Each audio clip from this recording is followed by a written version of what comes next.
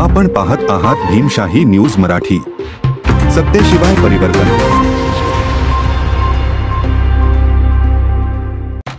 नागपूरमधील वाहन पार्किंग बांधकाम थांबवण्यात आले।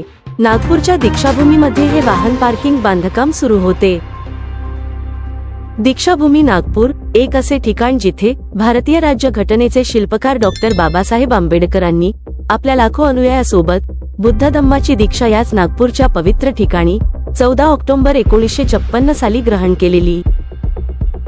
काही दिवसांपासून याच दीक्षाभूमीच्या आजूबाजूच्या परिसरात वाहन पार्किंगचं काम चालू होते। या वाहन पार्किंगच्या कामाला बौद्ध अनुयायांकडून कडाडून विरोध दर्शवण्यात आला। मला इथे पार्किंग करण्याची काय आवश्यकता आहे, कारण की इथे ज्या दिवशी म्हणजे विजयादशमीच्या दिवशी दसरा असतो त्या दिवशी इथे पूर्ण म्हणजे पाय ठेवायला जागा नसते आणि नेमके त्यावेळेस लोक इथं पार्किंग का करतील।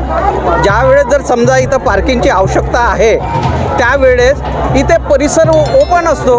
बाकीचे इथे समजा जर बुद्ध आपल्या स्तूपामध्ये जर कोणी येत असेल तर त्याच्यासाठी भरपूर पार्किंग आहे ओपनमध्ये। या पार्किंगला जर पार्किंग झाली तर उद्या 14 ऑक्टोबरला हे बौद्ध अनुयायी कुठे बसतील। त्या अनुषंगाने या एकीचा प्रतीक आज म्हणून या पार्किंगला आमचा बौद्ध अनुयायीचा विरोध आहे।